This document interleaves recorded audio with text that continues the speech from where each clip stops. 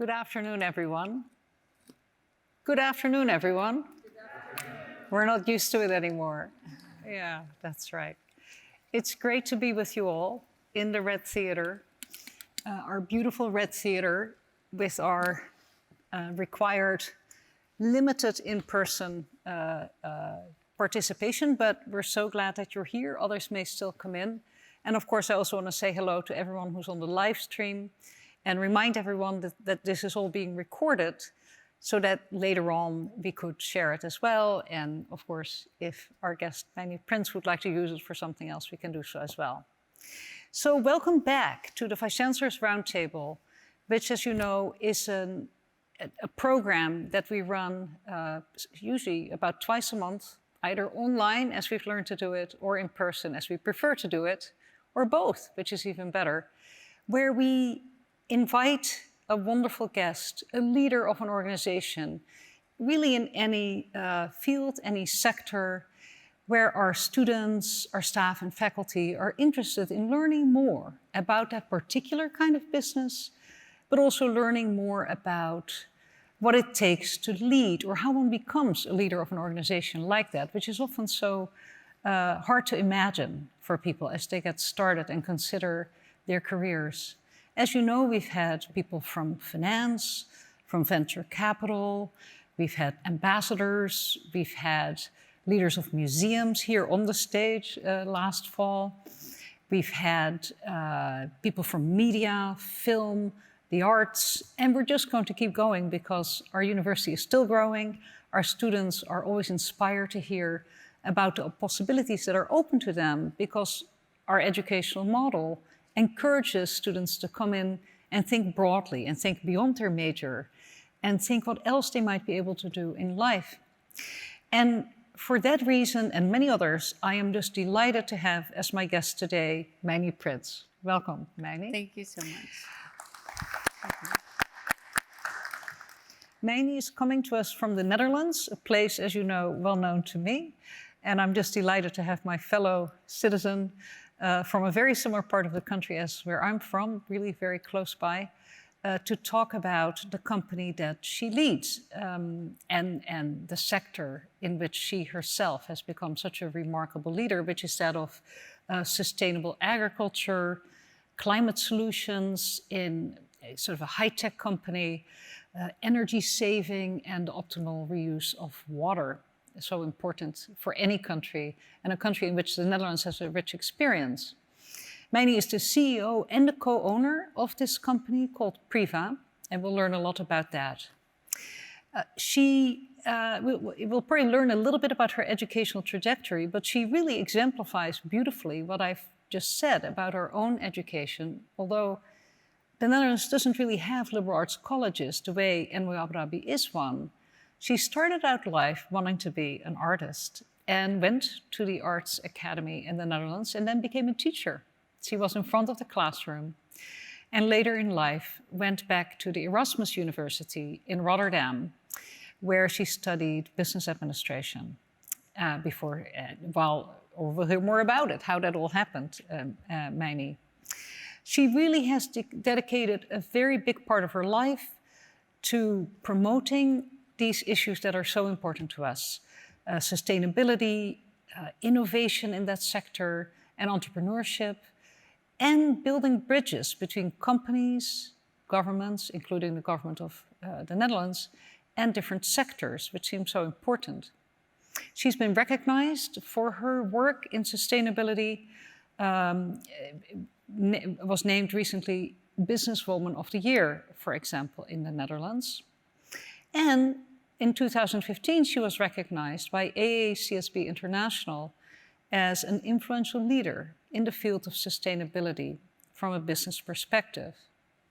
The World Wildlife Fund, with which our university also has a significant relationship, awarded the company Priva the first Clean Tech Star. So she walks the talk, you could say. She's entrepreneurial to the core, not just in the business that she runs, but also as the founder of the Sustainable Urban Delta Foundation, which is an initiative we'll hear more about that aims to transform megacities, these gigantic cities we all know about, into food-producing cities rather than just consuming ones, making them greener, more self-sufficient, more sustainable, and more livable. With that, welcome again, and let's get started. As always, we'll talk for 45 minutes or so. We always have a lot to go through and to talk about, and then we'll very much welcome your questions as well. Meini, when our students see an influential leader, as I've just described you, like yourself, it's often very hard for them to imagine how someone like you gets started. Could you tell us a little bit about how your career journey began and evolved? Sure. Yeah, so, okay. First of all, I would just want to mention it, but I had this little walk through the campus briefly. I come back to that later because for me that's important. It does something with imagination, with the way you approach things holistic. And I was thinking, oh, I want to be a student again. I want to be on this campus. It's really incredible what you created here in this part of the world. Huh? It's never too late, and we would happily welcome you back. Yeah, but I also sense then the international, of course, the international environment that, of course, people make, that is people create. And for me, I think also starting my career, and you only realize that when you're way older, of course. So you start somewhere, and then people say to you, oof, you have a lot of energy, or do you ever stop? Or, work is not the most important in life, things like that. So, okay, you think, okay, I'm a hard worker, but that's not the point. So the point is that somehow you have a certain value that is very important for you as a human, for me as me. And my values were strong. And that started with being interested next to my work when I had my advertisement company. I started a company myself after the Academy of Art too. And slowly, so some teaching, some starting my company, and that was in design. And then later design comes communication, marketing, strategy. So you learn from other entrepreneurs, and you learn from what the government does, and you learn how that is not cooperating together or when it can be improved, and then suddenly that gets stronger. And I think that is what made it started there, my belief, very much, that companies themselves could really be a part of the changes needed in the world to become more sustainable. And I'm talking more like companies, not like the stock-related multinationals, but so many entrepreneurs that can. And so they are kind of a key next to the people around, of course, and working in your company. And making profit, for me already at that time, if you talk about stewardship, making profit was really not a goal in itself. I've never been working for that. So it was always a meaning to make sure that you could give it back somehow, or put it back in your company, start growing, innovating more, get out in the world, seek your customers where you can co-innovate with, find your projects that you want to be an example for the part of the future that you foresee. So there the drive comes from. And that brings the company alive, of course, at the end. And also brings new connections too. And those are important again to feed you again. So it's like a never-ending circle. It's a cycle of virtue, as we like to say. Tell us, you talk about values, which I get a very strong sense from listening to you, talking with you. Where did those values come from? Because they're not necessarily the values immediately associated with entrepreneurship always. Where do you think you got this from? I think, somehow my father, of course, had the same. But at that time, when my father started his company, so I'm second generation in a family-owned company. So when my father started it, he talked about stewardship. Yeah. When I came into the company, I translated it to sustainability. And in fact, it's the same. Huh? It is not from you. It's not from you. So, I mean, you can help it grow or you can help it better. And for me, growing the company means, especially, that somehow at some point we are convinced that we can have impact in this world. So we need to grow, we need to scale to have more impact. And that is the mission and ambition then. We'll definitely get to the company because it's a very interesting entrepreneurial enterprise and was from the beginning, and it has continued to be.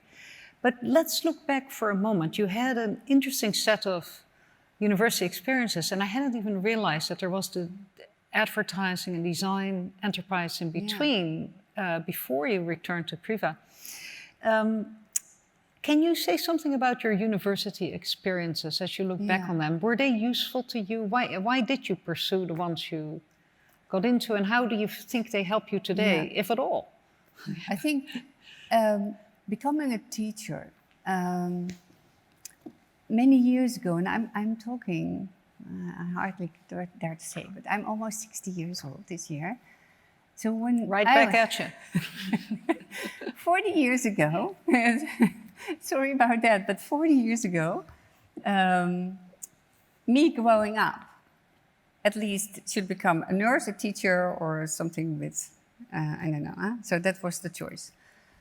I felt that I needed to do something with art because I like to visualize.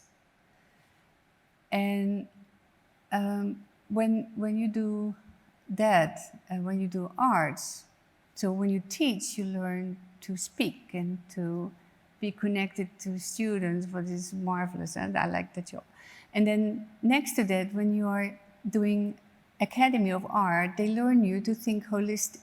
So there's never a round circle. It's always open at the end, and then you go again, and it's open again, and then you go again. And I never thought that I had you have to think so deep dive, and most of the time, and then still it's not good. You recognize, yeah. And then I was growing the company, and you learn and talk, and I wanted to learn more about the strategic part of it. So what is behind it, and what are the choices that companies are making? So when I was, I think, 38, I wanted to go to the university. And then my father said, okay, if you don't stop working and you want still to learn and learn more about strategic and about management, why not come and have a look at Priva? So that's where it started. I can imagine that must have been so satisfying to him. It's really a lovely story. Now, we at MWO Abu Dhabi, apart from providing kind of this formal and rigorous and creative education, allowing students to roam and try things, as you say, that opens, I like that open circle idea, that it's never a closing and you can renew.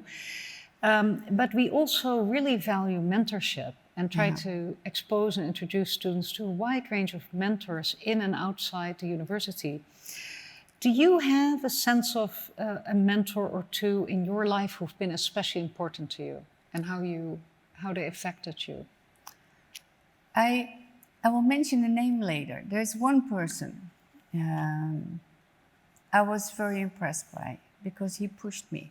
So that's interesting. So I was impressed by him because he really pushed me to embrace my own vision and go for it. On the other hand, there are so many people in this world who inspired me.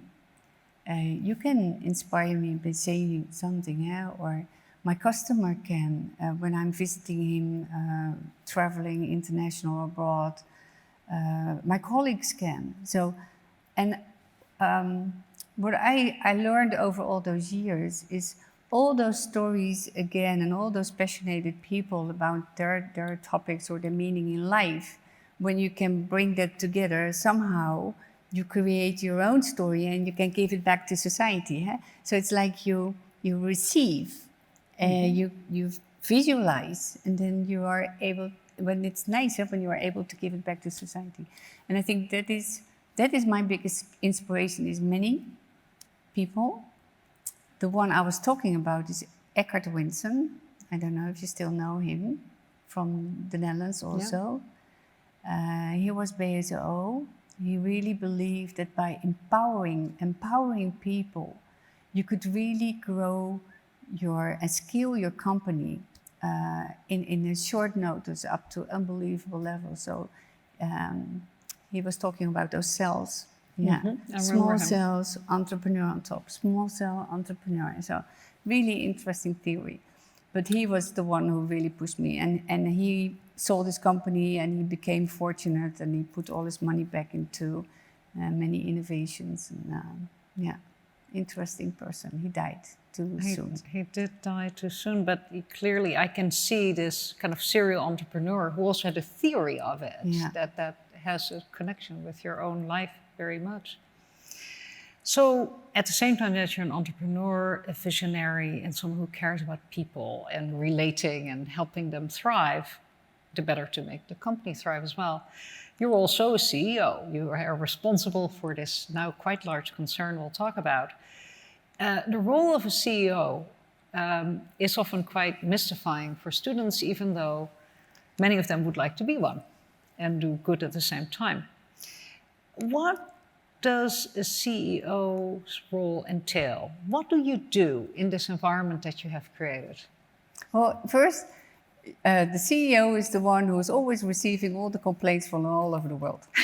So your daily job is everything always goes wrong, huh? So that is one. So you have to, and that is okay. That's part of the job, and I kind of like it because all things that are happening most of the time can be solved. So that's the good point. Huh? Not by me, but mostly by the people themselves. The second, what I think for me is you let go when you need to let go, even though it is not something that you really wanted in the first place yourself, but because the other ones think it's more important. You warn if you think that needs to be warned. So if you see something happening that you think that is of a threat, then you can play your part in that, of course. And you push when you think that you need to go, even though it costs all the money that you just saved over the years, and then just go for it. But you know that you can go together. Eh? So sometimes it's like highly risk-taking, because if we are indeed in the tech world, active, and you can push so far that you think, oh, gee, yeah, hopefully we get enough sales this year, or hopefully everything will be fine, or hopefully all the new colleagues will be, again, also combined with all the colleagues that we had already with all the knowledge. And so it's a mixture of a lot. Huh? There are a lot of pieces to it, and there's never one single day. In the beginning, students often asked, in these roundtables would ask, describe a typical day, and no one was ever able really to do that. So you've just given us an indication why that is. But yes, that idea of responsiveness to the problems in front of you and helping people with them is critical to leadership, and at the same time pushing that vision. You've said this very wonderfully. And I think customers. It is so important that you always yourself stay involved in customers. Yeah. They're the most important. That's where you do it for, and that is also where you're connected to, and to make sure that's something like a philosophy from Priva too. We really believe that we can help our growers to increase their yields using less natural resources, or that we can help the facility management to optimize their businesses, so to run it even better, but then in a more sustainable way. Yeah, let's talk about Priva, the business. Wonderful name, by the way. I guess in 1959 you put this lock on that, and it's really could have many meanings today, of course. But you're an international leader in the field of sustainable agriculture and all sorts of climate solutions. And I'd like to talk about this climate solution seeking that you do. but maybe you can tell us a little bit about how the company started and then how its mission and activities evolved to what you've made it today. Okay. So my father started at that time by purchasing heaters from the United States, selling it to small farmers, holders in the Netherlands, who were mostly growing under low glass. I don't know if you still remember that in the Netherlands. Yeah. And the crops would be damaged when it was too cold. And so that's how he started. And then the very, very cold winter came. That was in 1961, 1962. His business exploded. So it was growing like crazy. I came in 2000. So after that, it was from heating, CO2 was suddenly discovered as something that was good for the plants. So the plants started to grow. So the heater gave CO2 and the CO2 was good for the plants. And then the university came and they said, okay, this is helpful. We can increase yields. And then my father started to develop a little control on the heater. So the whole story of the heaters, when I started with Priva, I thought by myself, it's not really helpful to grow a sustainable business when you're still active in heaters. So that was one of the first things I said goodbye to. And we to these CO2 producing heaters. Yes, heaters, yes. And we started at that time, and that was in 2003 and 2004 and 2005, those years, to move on with the computers that were already starting to develop more and more to optimize processes in the greenhouses. Mm-hmm.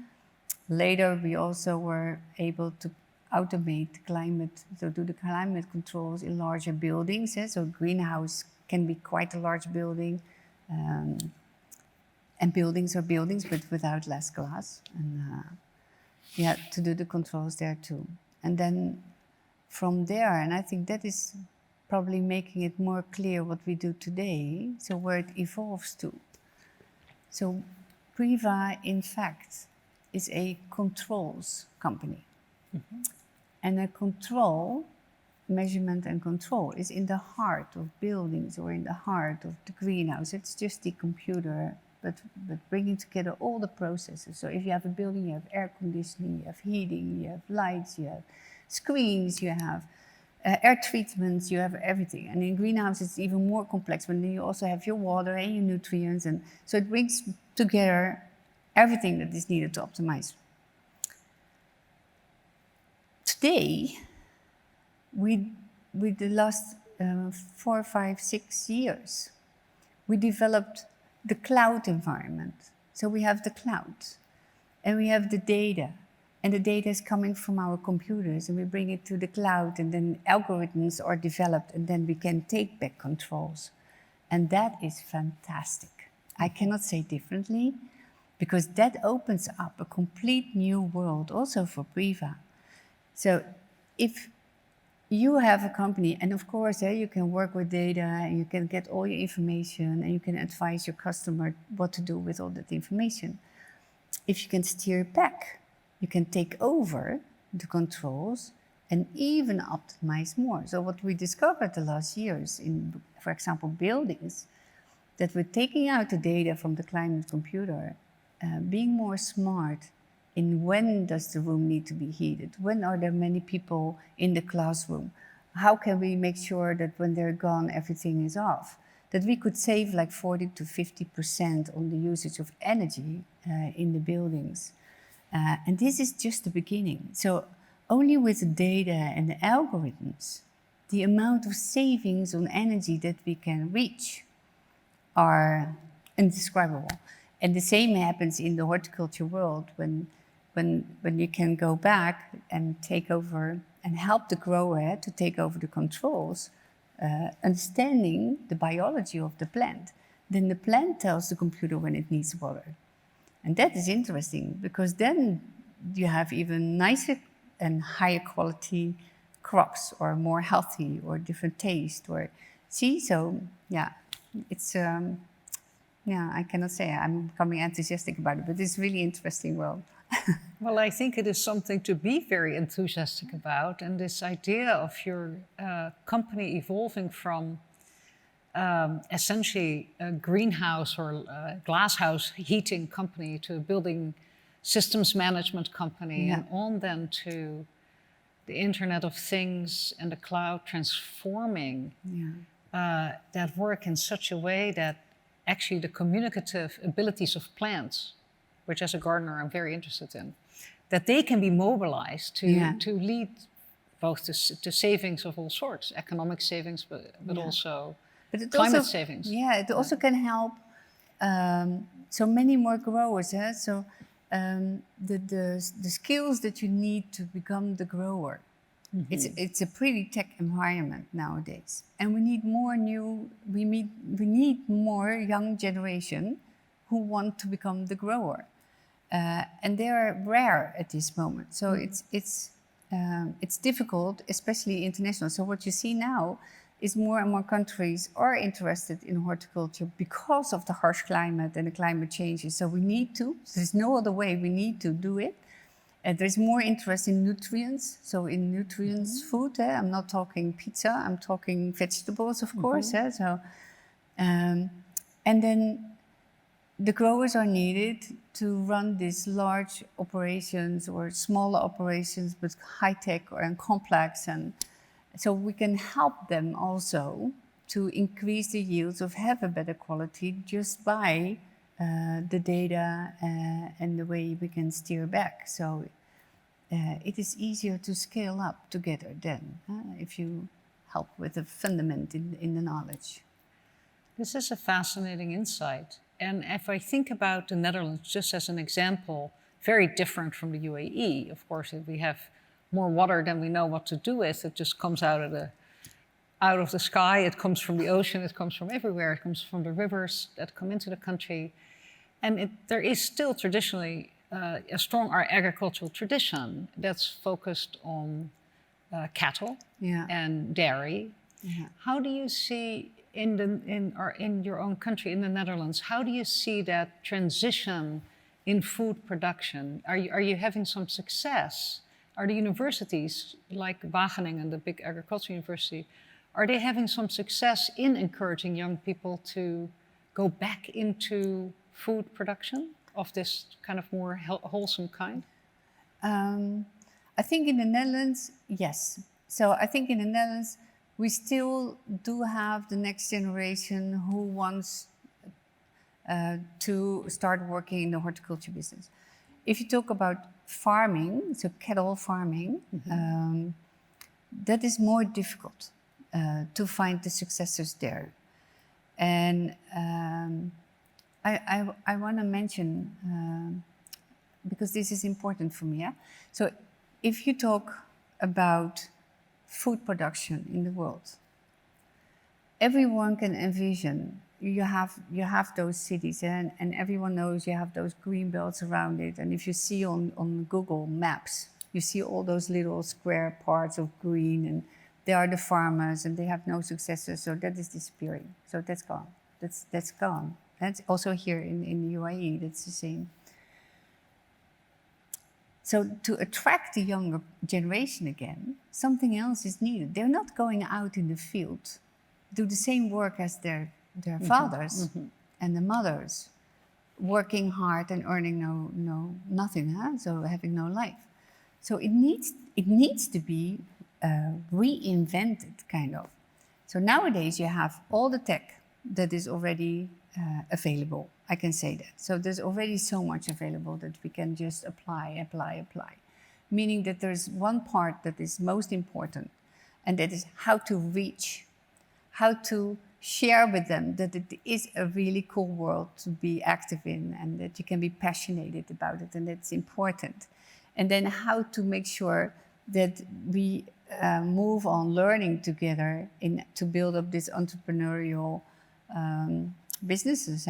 And then next to it, we have also to learn from out of the local governments how to support these initiatives if you talk about food production closer to where people live, because it's still disrupted by the current food system, making it almost impossible to compete against something that's heavily subsidized and just dumped in the country. Huh? And if you, in the Netherlands, we learned to over all those years to be very effective. But I also have to mention that from the universities and also from the banks, there was too much push on scaling, cost price down, you know, and somewhere that ends. So there is an end to it. Same with farming cattle. Huh? There's an end to it. So we have to go back to the value and understand that what we do there is value to it. Yeah, what is the kind of food we want to eat? What is the cost to the environment and even to our own humanity of working with a certain food system is what I hear you say. I mean, it really is very inspiring to listen to you. Let's talk a little bit more about, since we're talking about scale, I think what is very interesting to me about what I've learned about Priva from your colleagues and from you today is that Priva is not gigantic, but it does have a global impact. Can you briefly describe for our audience how large it is and how many markets you operate? Okay. Where your inputs come from, since you're very customer focused. So with the technology and our 600 colleagues, we are active in then the climate controls and the energy savings and what do we use. In the horticulture business, building and indoor growing, most of us. And we have 18 local offices by now. So it's important to be local there. It is, I think, many years ago already, and I had my own my own first international office was in Beijing, in China, in 2005. And after that, we moved on, because we thought it was so important to have locally the people from Priva learning and be connected to the customers there. And that gives back enough input, but also it helps you to,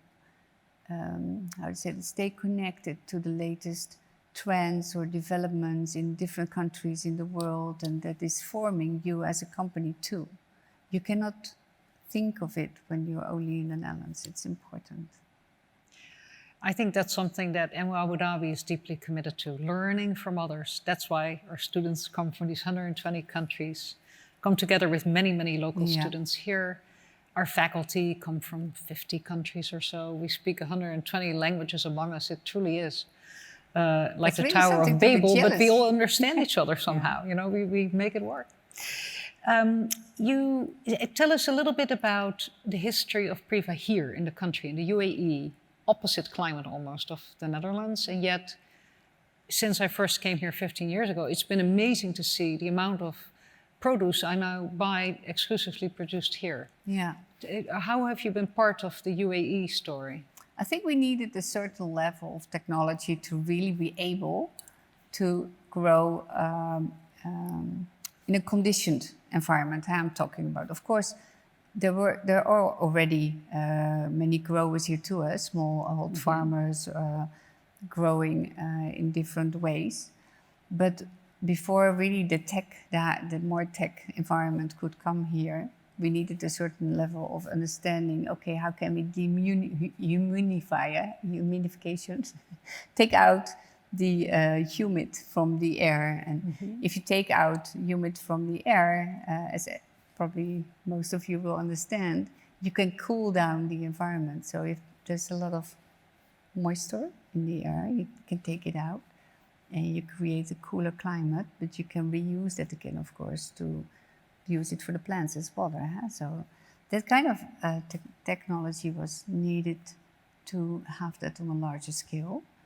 And that is also when the first steps were made to really start growing here in greenhouses. And indoor farms will come too, but with indoor farms too, we need a certain level of understanding to anyway make sure that the energy uses is lower or that you have your renewable energy available to really build this kind of farms. So you always need some certain levels of. And we have been active here in the Middle East for many, many years already. And in different ways, we had our partnerships here. So installation companies locally, they had their growers. So we moved with them, of course.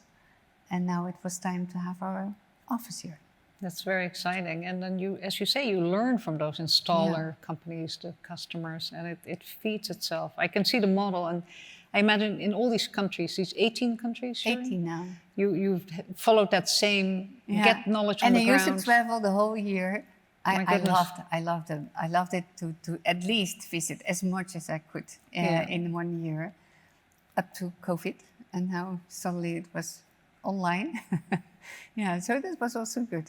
So you kind of also there you rethink the way travels go, communication is, and we will get back to a different balance, I think. It'll be a different balance, but as you say, but it will be good. And for those of you who haven't been to the Dutch Pavilion at Expo, the Dutch Pavilion at Expo is truly dedicated to this idea of grabbing that humidity that we all dread out of the atmosphere, bringing the water in to help cool and also feed plants and so forth in the pavilion. It's quite an interesting... There's a lot of water here. It's only in the air. There's a lot of water. There's a lot of water. I still am very curious about Priva. It's hard to explain this if you're not from the Netherlands or another similar Northern European country with a very strong social compact, high taxes, lots of social support. There aren't so many really successful young companies, youngish companies, that really go on for generations and become these nimble international concerns. It's very impressive. Priva was founded in 1959 by your father, Jan Prins. Are there special aspects to being a multi-generational family company as opposed to a business without such direct ties still to its founders? Like you really stand in a direct line to the founders, you're yourself a co-owner. Is there something special about Priva being a family business, essentially, that has become such a significant global concern? Yeah, I think one of the biggest advantages is, of course, that you have no shareholders at the end of the year knocking at your door saying, okay, where's my profit? So let's be clear about that. Huh? So that really helps and makes sense in the way you run your business. So it's getting into the veins of the organization and how people work, or with what feeling of ownership you can work for a company. And that's also a reason nowadays for young, talented people who are attracted by Priva to come work at our company, even though we are in a kind of a silly place in the Netherlands. So, I mean, it's not like a hot spot. It's not Amsterdam, or it's not Rotterdam. So I think that's important anyway for a business, and that makes strong a family-owned company. The other part is about that. It's always about the long term. So the feeling that everything that you do should be for the longer term is also a value very strong with many family-owned companies. And that gives space. So that gives space to people who want to develop something special that the owner also believes in. It gives space to really be connected to those customers that you think, you are my example here in this country. With you, I want to start. And yes, it can take 2 years, it can take 3 years, but I stick to you. And that is so different than checking how much that cost at the end of the year, and let's better stop now because it is too much. And I like working for a family-owned company. I rather would do that, yeah. I think that's very beautifully put. And of course, many family businesses, including here in the UAE, think about the long term because it's about preserving family capital and assets. But sustainability, which you really went Yeah. in all out for with the company 15, 17 years ago, is also about the long-term viability of the company and the capital, but also the long-term viability of the planet, which is a Yes. wonderful And way then to it's put it about together. it's more about the shared assets that we all share. And I really hope, if it is about sustainability or the solutions that we can develop together. Well, I don't know how to put it in a nice way. I'm not very much a believer at this moment that the global leaders in this world are helping us in the right direction. So I'm a believer because since we cannot influence that. So it is happening and we see it, but it's not that you can directly influence it. I mean, we can be frustrated and angry, of course, but we can create this other world or this other environment. I think on the university you learn that too. You have an existing system that doesn't work anymore, but it will take time before that's disappearing. Do we have that time? I don't think so. So we don't have the time. So then we need to create this other world next to it and already start moving in the right direction that we believe ourselves in. And for me, that is something that can be done by local governments, so the smaller governments, the city-wise governments, large city-wise governments, the entrepreneurs themselves, and the people who are living in the urban areas. And I just hope that somehow we can help, also as Priva, but also me as a person, to make this movement. It's not only about the inspiration, it's also about how can you make the translation to really make it happen. Do the work, exactly, and not wait. We talk about the climate crisis here a lot. If you didn't know it yet, I have always said to people, then only look at the data from last year and the year before. You know that the climate crisis isn't something that's going to happen in 2050 or 2030. It's now, and we must work on it now. I think you spoke very delicately and beautifully about the difficulties of reaching agreement among leaders across geopolitical borders. We cannot wait for that, even though we need to sign on to these Paris climate accords and so forth. It's important. We also need to see what we can do, which is why we have our Director of Environmental Sustainability and Stewardship here, and we add that word stewardship. It's about us all being stewards. It's not waiting for your company or for this government or this NGO to find the great solution that will help us all. We need to do it together. And so you are constantly innovating, just as this university leans into innovation in this regard. I was very interested to see that you launched an enterprise called Plantonomy, the idea about autonomous growing technology.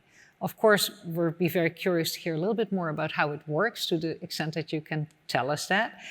But also, our students are interested in the future of work. What does this mean for the growers, the people you're trying to help build and encourage to enter the growing field? Okay, so we have to hold on to the last part of the question because that one is very important. Yes, you can just begin anyway you want. The first part is Plantonomy, and little about the plant. So to understand everyone, if you are having a conditioned environment, so there's no influences from the sun or the wind or a little bit, but not too much, you can kind of control it. What is important to learn that in the early days, so I'm just talking a couple of years ago, and maybe, and it's in fact still happening today too, giving water is crucial to the yield that you're reaching with the plant. So if you go to nature, a plant starts producing fruit when it thinks it's dying.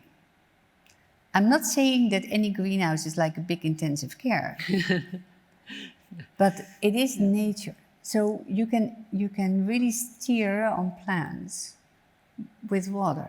And in fact is that most of the crops are given too much water, especially in the outdoor fields, because you never know if it reaches enough with its roots, huh? So you just give them a lot of water. In greenhouses, you can better steer that, or in indoor farms either. So learning from that, it's really about the biology of the plant. So we learned and we started to understand that the biology can be steered by the evaporations of the leaf. So we learned about the evaporations of the leaf and how it made and how we can understand better now when a plant becomes generative or when it becomes vegetative. So when it's producing a lot of food or when it's like going to sleep a little bit. And that is important, not only to support the grower, but you can also imagine if you learn better when the plant produces most, then you also can better connect to when the consumers want it most or the supermarket wants it most. And that does a lot, for example, to waste. So less waste, of course, in the chain somewhere, in the distribution channel somewhere. But it also gives us much more insights in the equality of the crop. So the consistency, the quality, it's really very, very interesting. So the plant takes over the control from the grower and decides himself when he needs the water or the nutrients or the, That's that communicative ability of the plant. That's and learning how to read that. And you can, you can automate that kind of reading. Yeah, understand the biology and automate it. Yeah. So listening to that, I could imagine there is an impact on the future of work, but I can also imagine all these new jobs coming out of really maximizing a technology like that, which seems a very good idea. Yeah. How do you think generally about the future of work and automation? You're a tech company with values grounded in the family business and your goal to contribute more than just the bottom line. Yeah.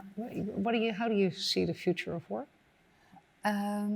For now, automation in the agriculture or horticulture field is very important because there are less and less people who want to do the job. So, and that's everywhere in the world. We see that the movements from the next generation who likes to do something else, they don't want to do that work anymore. So many of them are also going to those cities and try to find a better living there. So many with a grower's background or from a grower's family end up in cities, and most of the time in the surroundings of the cities. The suburbs. The suburbs. And so automation, yes, will be very helpful in that, but it also provides many new opportunities in jobs, in new economy. I say that if you look at the world of the automation in horticulture, you do not only fruit picking, but the leaves needs to be cut off, or you have to bind things, so there's so many handlings. It is like a multi-billion market already predicted. This whole new world of vision technology and artificial intelligence and mechatronics, and there's so much to it, and sensoring, and it's very interesting new worlds. So new jobs and new ways of inventing these technologies and maximizing them. Higher yields per square meter, getting closer to the cities, or even being within the city borders, because there is an enormous area that used to be old industry and now has to be redefined by the cities. So there are much more opportunities when you start to work in a new way in the horticulture business. And maybe we won't all have to work so crazy hard. That may be another benefit, actually, in the end, if we get these things right. You use a wonderful phrase. You referred to it earlier. You said about the company, Priva is purpose-driven, not profit-driven. You're nevertheless a business, even though you don't have those shareholders rapping on the door at the end of the year. How would you think about profit? And when you have profit, what do you do with it?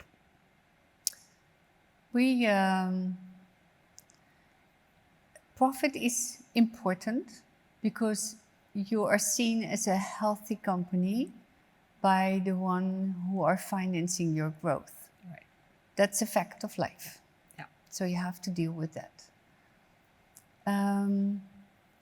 When you make more profit than that the bank allows to be healthy seen, then you can take that profit and put it back in your organization. And for Priva, it means that we have not only our R&D. At this moment, we spend about 20 million euros a year only in product development. So only that's a lot of money for us. And we do since last year, so we reached the 100 million turnover. And we hope, of course, this year we're getting through the ceiling, as we call it. But so 20 million is a lot to invest. For your size company, I think that's remarkable. And do you do it together with universities? How do you think about research and what drives these innovations? And you're obviously talking to your customers, you're learning in these 18 countries. I can see the liveliness of it. But do you work specifically with universities to fund research or bring researchers to work with your? It's depending.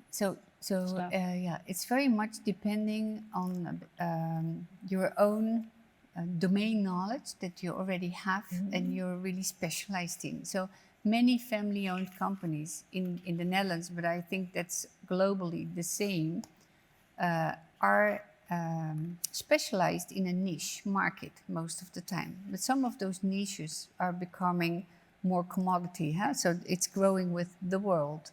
So to be specialized in a niche also means that you have your own experts. We have about 150 people on research and development. Some are very specialized in controls or in sensoring or in embedded or in the tools that you need to do the engineering. So we know a lot about the engineering. And so behind every software line, there's a lot of knowledge. So it will be difficult to find universities who can really add to that part. On the other hand, of course, if we go and define a new field, then it's really interesting. Especially I find it very interesting when we also can involve the customers themselves. So when you can have like this complete circle from us as a supplier, the university, and the project that is really about to define. You have a testing loop, actually. Yes, like about water, something new that you have to define or learn from water, and nutrients or sensoring. Yes. You really are beginning to give us a great sense of how you truly are in hardware, software, as well as services, and why it's important to be in all three at the same time, although not every tech company thinks that way, I think. Yeah. It's quite complex too, I can say. It's quite complex. And I think I just heard a fourth area being logistics. Yes.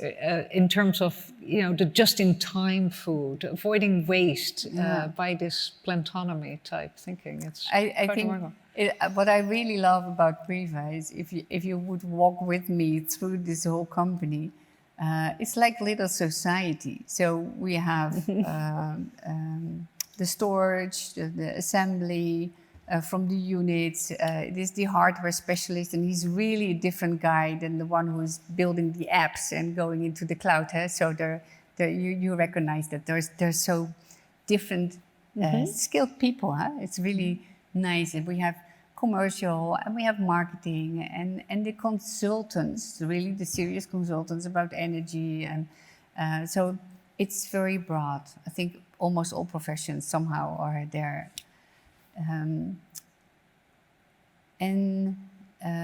What were you saying? Because now I'm No, this is extremely germane. I was just sort of recapping, understanding how all these different components came together, because when I first thought about Priva and saw that it's in hardware, software, services, and then learning how you do it, I could really see that it's a rather unusual compact, and as you say, it's a society of people with different talents. Yes. That you bring together. And it's also the customer that we do it for.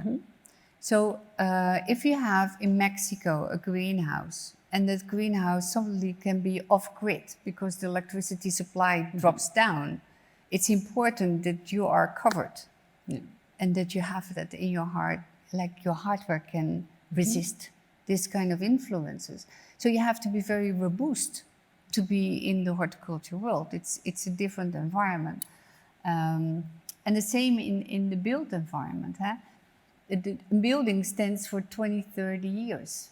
It is not really nice if you have to replace all the sensors and the hardware when there's a new upgrade at some point. So somehow it is an advantage for us as a family-owned company.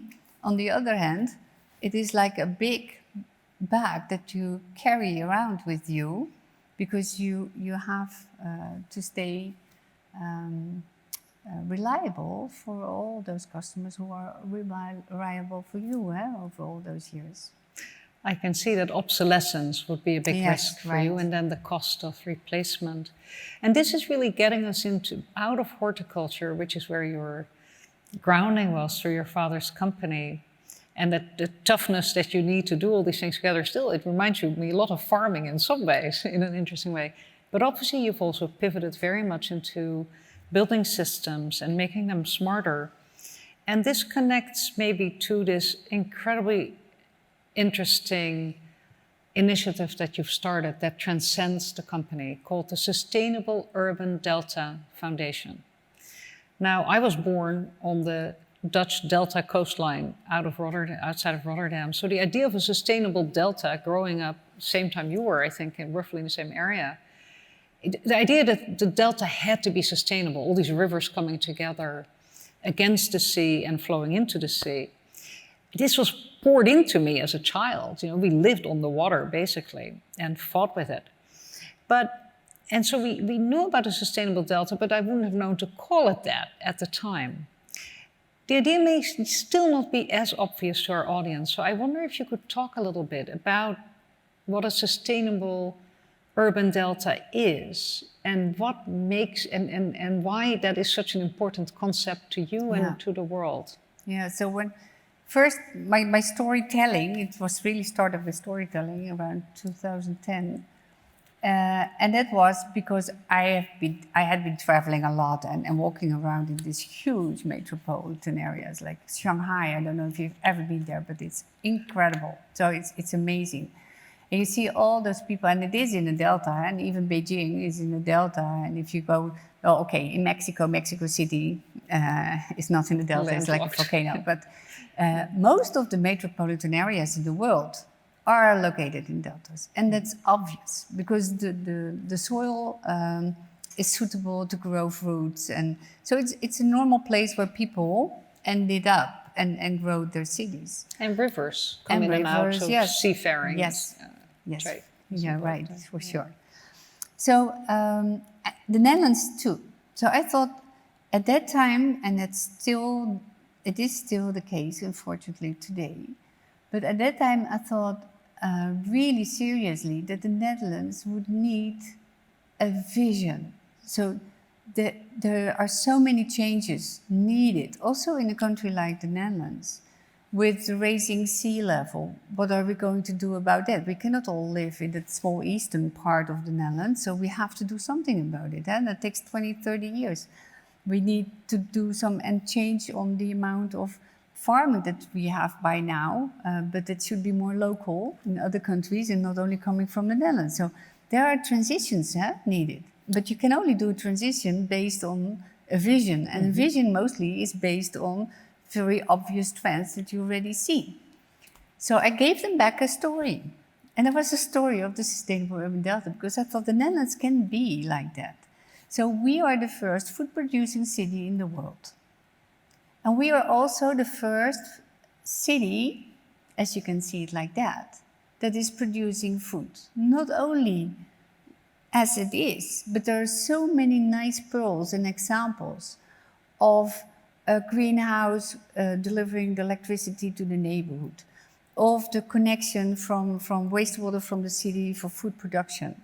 Or we have farms where also children can go to and have their educations combined with producing milk, going to the... So these completely integrated solutions that are inspiring because they're connected to the society around it. So they're connected to where people live, but not only that, they're part of that ecosystem.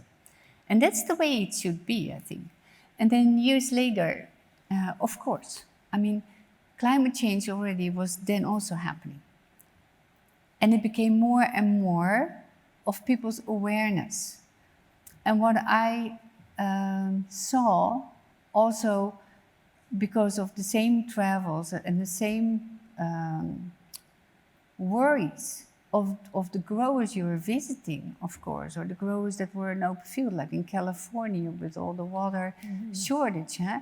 If you see that, you really understand that the climate changes will impact the food production. And it's the report from the UN or IPCC, you can find them, who's already predicting indeed what you said. By 2040, I think 2040, they say now 2050, but we will have many, many more people in the world hungry because there is no food. So it is not a question if we need to change, but the question is how fast can we do it? And we need to make the urban areas and the cities resilient to something that we will face altogether. And I think the UAE, and that's why it's for me so inspiring to be here and to see it here happen. I mean, the UAE said we have an ambition. That's where it starts with. You need a vision and an ambition. Then you can gather and have all your people going to the right direction for that. Then, of course, you need your local governments to help to facilitate, to give the entrepreneurs space to build up their businesses. And it will take 10 years before you have enough entrepreneurs around anything that has to do with growing food. Huh? If it is like a sustainable chicken farm or mushrooms, or I don't care, huh? Let it grow, this ecosystem. And then it takes another 10 years to really scale up to be able to feed millions of people. So how many more years do we have? That's an extremely powerful statement, and you are helping the world see how to do it. And I really like what you said about the UAE, because you're right, they have encouraged this for the last 15 years. And it's the first country I know of that truly has a minister named of climate change and the environment, who also, Mariam El-Mehri, also has brought into it her former portfolio of food security when she was Minister of State. So this is very, you're really in the right place helping us think about this. And we need to be aware about food security. Because I have been filming in the food deserts in the cities. And you have to imagine, if cities are so big, I mean, if you drive in the Netherlands, it takes you 3 hours from my house to drive into Germany. That's it. It takes you also 3 hours to go from the border from Shanghai to the center. So just for your imaginations. So it's not that you have one spot that you can think of a little bit of food production. For these areas, you really need to redesign and rethink the way the cities are designed. And just bring it back. There's enough space, also in cities, when it looks crowded or when it looks, but you need the governments then, or the cities or the mayors that think, okay, we are going to plan it differently now. And I'm not going to sell that piece of land to a real estate developer because I earn money now. No, I'm going to take it for the long term and make sure that we can redevelop this area in the city being a new ecosystem, everything around food production. And you will see that it will become the most lively parts of the cities. Vibrant cities that can produce food, and food that people want to eat, and that's good for them. It's a magnificent vision. We have, I could keep asking questions because I find this all completely fascinating, but I want to give our audience members who are here in person a chance to ask questions. And also, if you're in the back, please come forward and join us. And I think there is a mic right there, and you can walk up to the mic. And I have to ask you to keep your mask on so that everyone can use the mic safely. Thank you. Anyone who would like to begin? I think that's Rima, if I'm not mistaken.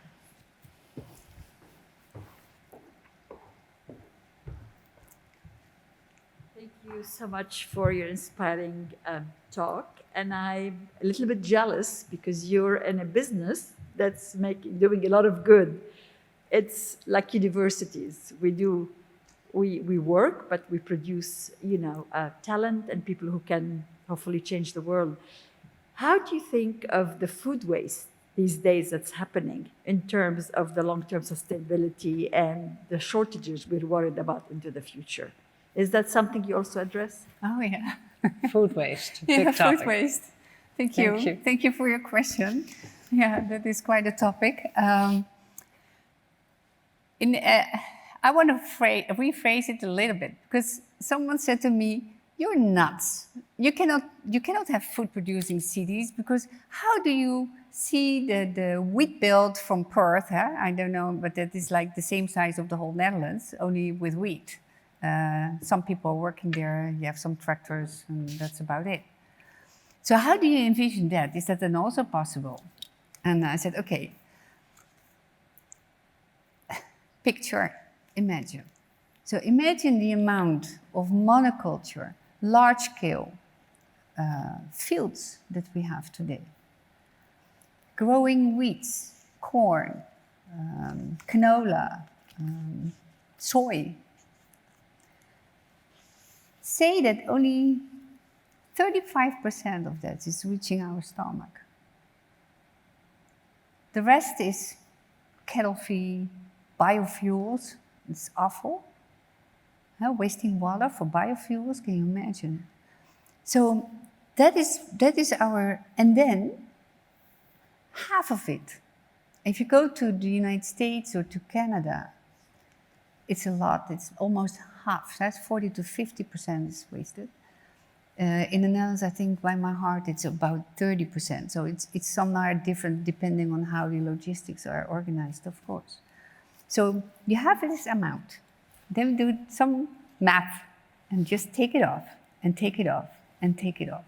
And then what is really left over, what has really value to the system. And you can bring that back to the green belts and you can have your high added value crops with higher nutrients, what has lower yields, go back more into these urban areas, so you can define whenever you want. It will drop down the waste tremendously. So food waste hurts because it's mostly defined by the chain where the food goes through. It is defined by the seed companies, the supermarkets who want to have everything perfect, and when it's not perfect, then we better throw it away. It is defined by so many other things than us consumers. And so that is also the story of the Sustainable Urban Delta is about that too. It's when you bring back the connection to the people that are really eating. And it's crazy that a pizza today is cheaper than a broccoli. So the other part that I like to talk about, also in my documentary, is how we really frustrated the whole food production, the food producing system at this moment, by subsidizing the wrong things. So we press on the wrong buttons. Even in Europe, we have subsidies from the European Union that goes to tomato farmers like in Italy or Portugal or everything. And you get the subsidy as a grower when I have a high yield, a higher production. So what I'm doing, I'm making sure that I overproduce. And then my overproduction goes into cans and we drop all the tomato puree or the tomatoes even on the marketplace in Africa, making sure that the local farmers there have no right of any existence anymore. So the way it's done today, anyway, it makes me, I learned, let's say differently. I learned from the way we manipulated our food supply in the world cost many poor countries as we see them today. every country deserves its own economic development by starting from out of agriculture and farming.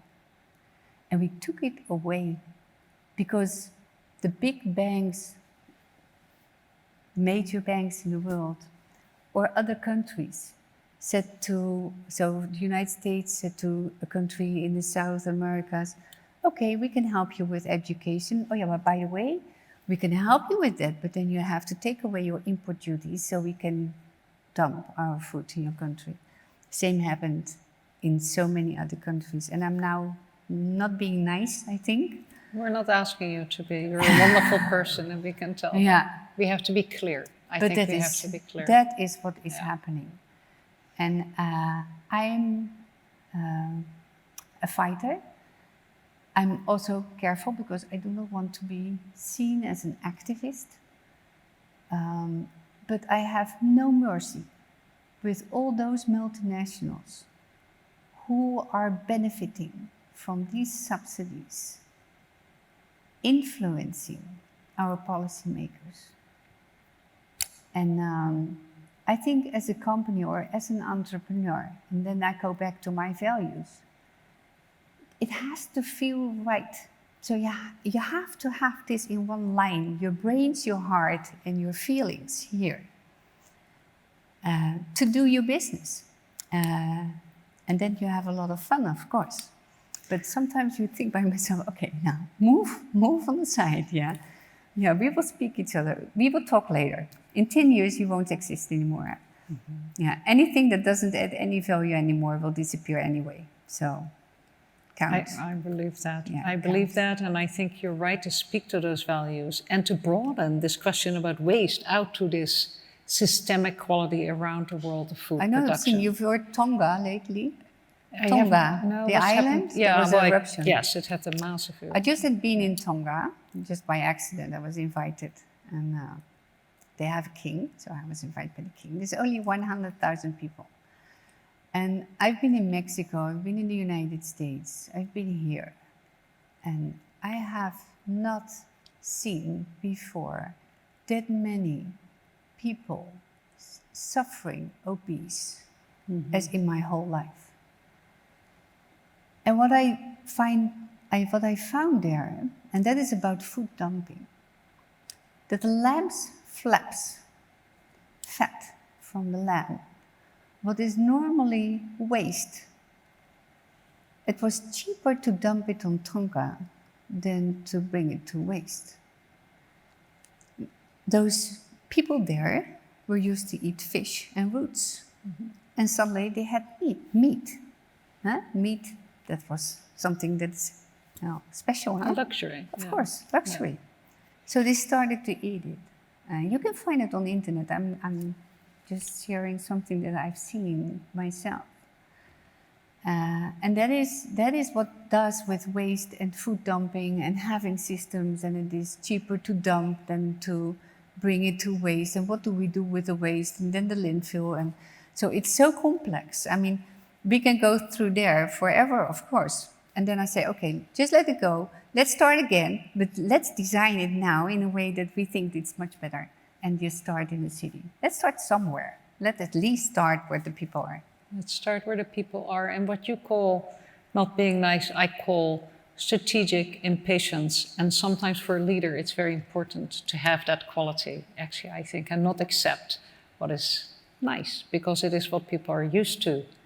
Who else would like to ask a question? Students, anything on your mind? Please, if you can come to the mic, you can go around the front if it's easiest. No, you're nimble, good. Great. And maybe say your name if you would. Hi, yeah, my name's Zhongchen or Zach. Thanks for this conversation. It's been very interesting so far. I wanted to ask about that process of initiating innovation, especially that initial transition away from your first business model of like selling heaters towards like more sustainability goals. Could you talk a bit about the process of kind of initiating that change and how you secured the buy-in of your different stakeholders, like your funders, partners, etc. How you kind of convince them to believe in that new mission, so to speak. So you're asking me to share a little bit more about how you make it really concrete, those kind of projects that the are change showing the in the sustainable, company. the transition. The- Or the how change you- in the company How you itself. transitioned the company from a more traditional model and got the buy-in from the founders, your father, the employees Poof. to push on. Is that, am I saying it correctly? Okay. Yeah, and Thank I guess like, you know, like how you dealt with maybe like any resistance to that change. Sure, okay. Yeah. I have a secret. Let's hear it. I'm not saying that most females are sharing the same secret. 3 times right is also left. So if you talk about the transition, what I learned is you can go straight to your goal and then have a fight with the former because he said, yeah, but I did a good job. Why do you want to change? Or you can take 3 times right, and then you also have on the same. And I think in any transition, that is the same. Sometimes it helps when you take a little curve instead of go straight to what you want to reach. You know that you want to go there anyway. You always stick to it and you hold on. But it's not always the fastest route. And someone said once to me, do you sometimes look back? So he was a director, a VP within Priva many years ago. And then he said to me, do you sometimes look back on your bike, if you bike, if they're still there? On your, noemen ze dat, bagagedrager, sorry. If they're still there. So I learned that I needed to do that. And what was important is that you every time, it's not only about inspiring, but it's what I said, it's also by showing. So we were, I was personally also involved in trying to get those examples that would be inspiring for Priva again to make a new step. And now I am so far that I say, okay, I bike fast. Get off. Take your own bike and keep up. So now it's different because now we know that we are ready to scale. So we had to develop and learn in the transition from where we came from to what we are today by finding the real value behind it. So in a transition, you have to find the real value behind it. You can change something, but if there's no value, the change is not there. You only can make the change happen in real if you really find what is the value behind it. And the value for us, of course, was the value to discover with the customer. So could the customer really see the added value and was he really willing to buy? That is the nicest part of our transition, if you have customers who are really wanting to buy the service from you. And I also must admit, my father was he's now 86 or 7. He was passionate about the horticulture, mostly. He was passionate about customers. And I did my study at the university and I finished that when I was 40 and I did my master. And my study was about how to deal with structural and cultural barriers if you talk about innovation in family-owned companies. And guess who the company was that I did the research on? Yeah, You looked at yourself. that was Priva. That's amazing. Yeah, so I did 270 interviews. I had a lot of enquête, how you call it, research. Surveys. Yes, Survey surveys. research. And I learned a lot about the company. And I thought, oh, wow, there's so much in there. Yeah, I really want to work there. And I think my father, I showed him and I said, we need to go back to the core business. I want to start again, but build it differently. And he was convinced with my vision. So he allowed me to make any change that I needed. So it was not my father. It was more within the company, of course, that you're facing the struggle because they don't see directly what we need to do and why we should change. It's a wonderful story, and it really speaks to that quality of education that will remain important throughout your lives. You can always learn new things, but you had a strong sense of intentionality about why you wanted to learn things, and that is really the best way to go after an education, I believe. Who else has a question? Please. We have time for a few more. You're so generous with your time. Thank you very much. It's great. It's fun. Tell us who you are. Hello, my name is Laura Moncada. I'm a freshman from Venezuela, and I'm also a gender equality activist. So my question is going to be related to the gender perspective in your company.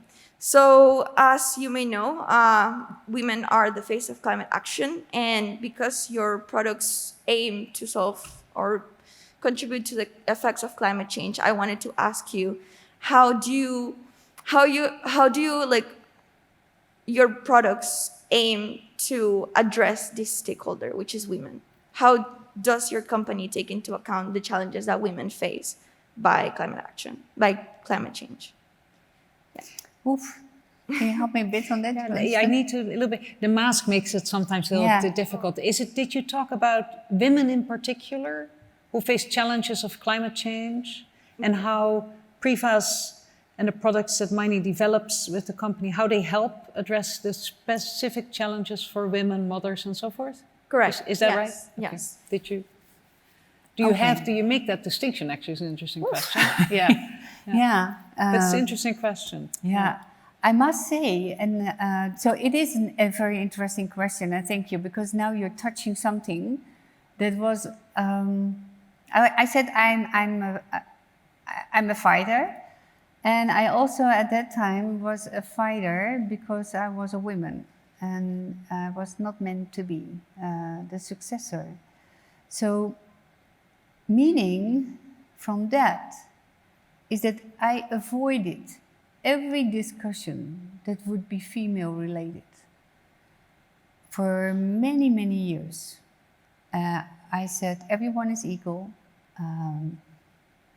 You need diversity for sure to get quality. I have my values and my added value, and so I have many others, so I didn't want to see it. Since 2 years, it looks like someone is chasing me now, saying, hey, lady, it's time now. So every time now I'm confronted with this kind of questions that are truly important. Because I also see that because of the values of so many women in this world, they have to take care, they have their next generations, and that is in many countries really a daily fact of life. So they are a very important key in making sure that we can speed up because they live sustainability. They do not have the profits or the position, so that's so different. And I also see that education, learning is key there too.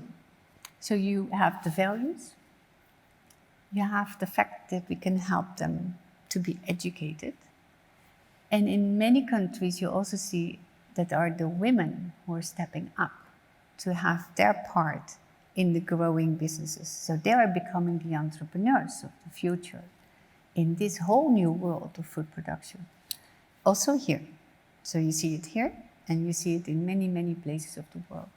And I think if we can connect there, and maybe we can then speed up and make these developments even go faster. It's a wonderful question and a beautiful and a very honest answer. And I think since we're the same generation, I think it's true. When you're trying to advance to a certain goal and you're going after that goal, as you said, 3 right turns, maybe faster than the straight shot.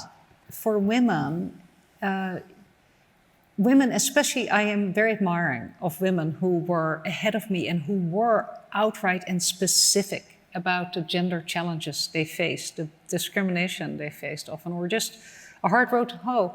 And it was easier not to talk about it for many of us, I think. And later Yeah. on, you've sort of become more comfortable and you realize that we owe the sisters something. And but it's not easy because you do want to also succeed. Yeah. And especially in business, I would say this is harder even than in the academy. Oh yeah. Yeah. And it's still a fact, huh?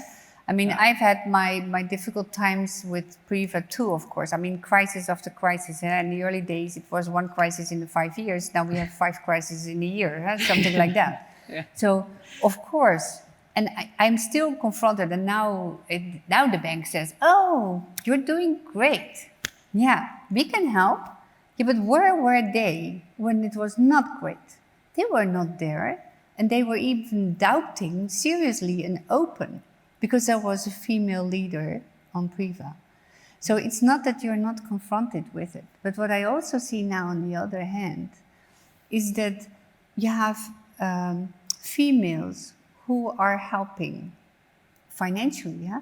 So in the Netherlands, you have these investors, female investors, who are seriously, and not that they make a difference between men or women, but at least they understand and they make no distinction. Huh? So, and that is really helpful too. So they give the examples and they will say to the others, okay, now come along, cut the crap, huh? As we say it, and move on. Yeah. Let me ask you a final question on behalf of many who couldn't ask a question. Many of our students are interested in going into the sustainability field, or at least, whether through their own entrepreneurship or joining a company, small or large. From your perspective, what sort of types of skills, mindsets, and attributes would you look for someone to be successful in a global, to work on a global scale as you do in sustainability? What can you recommend? Important there, because you have I think you even have nowadays, huh? So if you talk 5 years or 10 years from now, sustainability is more normal than the old fossil fuel industry. So in 5-10 years, then we will look completely different to what I said sustainability 10 years ago or something, but still. So, but you still face, you need more patience. And on the other hand, more impatience, because you will face more hurdles on your way. If you want to start in circularity as different solutions, so you have to change the chain or the distribution channel or the suppliers or the one you are working or partnering with, huh? And that makes it more complex. So I think that is a very important skill, that you hold on to what you want to reach, but also understand that it will mostly take a little longer, because you also have to change so many other things that you're facing. It's not like direct business, huh? It's not like, okay, I'm selling you and then we're done. So you have to take into account.